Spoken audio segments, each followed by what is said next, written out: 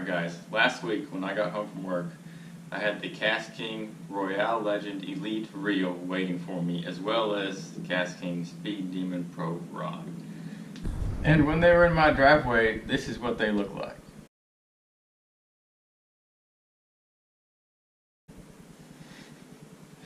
And somehow that rod was not broken, so good testament to durability, I guess, right off the bat. Thank you to UPS for that. And I don't want to just make a video where all I talk about is the rod and the reel, but I went out, I put some line on this thing just after I got home. I went out, took my first cast with it, and caught a giant bass. So I'm going to show you all that footage now. After that, I'm going to have some footage of me skipping docks and showing how well this reel works to skip under docks and how smooth it is. Then after that, I'm just going to talk a little bit more about the reel. And of course, the reel works great the first time you use it, right? I'm going to beat the snot out of this reel over the next couple months, and we'll see if it keeps on performing as well as it has for me lately. Alright, we're going to try and sneak up on this moving water right here. I'm going to try and be as quiet as I can. It would be better if it was cloudy. We just got a bunch of rain. The rain fell fast, got the water moving, but it's dropping fast. And it kind of sucks the sun just came out, so that might make those fish go back a little bit deeper. I've got the KastKing Royale Legend Elite, reel here. Got it. There he is. Wow, that's a big fish. Wow, that's a big fish. Wow.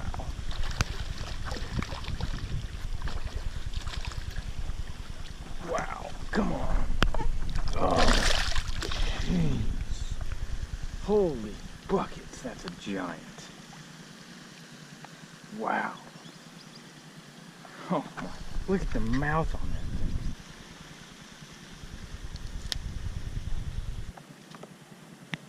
Wow. That's a super long fish. That guy's got to be pushing 2 feet. Maybe at least 23 inches. Beautiful fish, giant head on this fish, giant mouth. Man alive, I had no idea she was that big when I set that hook. That's my first fish on this KastKing reel, just giving it a shot, and of course every reel is going to work great first time you try it, but flip that lure in there so quietly, and she didn't let it get 2 inches under the surface before she ate it. That's a smooth reel. That's a good one to break it in on. That's awesome. What a brute.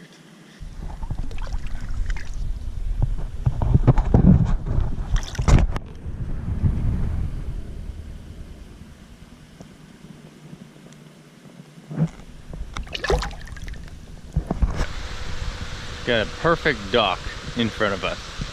I'm going to try and skip into every opening I can find and see how far towards the back of the dock I can get my jig.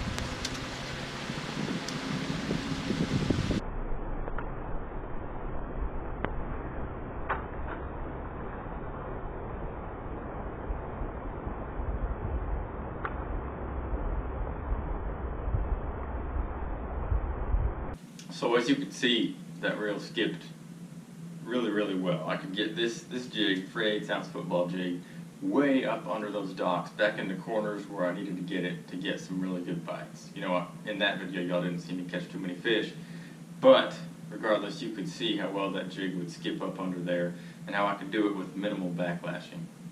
You know, when a lot of people use a bait casting reel, they set it and they tune it so that they can essentially cast as hard as they want and have their thumb off the reel and not have it backlash. And to me, that defeats the entire purpose of using a bait casting reel. When I cast a bait casting reel, my thumb is always on the line. I never take it off. I'm just feathering it the whole time until that bait lands. And this reel, it seems like I can keep the reel relatively loose and still have those really smooth underhand casts. And I can do it without backlashing. I don't know a lot about the inner workings of reels, but I can have my thumb on there the entire time and not have it backlash. And it seems that even when I'm skipping, a lot of issues you run into is that when that bait skips, when it hits the water the first time, the reel builds up and it backlashes, and then you got to pick out the backlash after every skip. But with this one, it seems like you can make that cast and just feather the spool, just have your thumb on there ever so slightly, and it'll forgive you. It'll keep on going. It'll keep on skipping. You know, and you can get, as you saw in the video, 4 or 5 skips out of that one bait all the way into the back of the structure. It's a pretty small reel. It's pretty easy to palm. It's a pretty light reel.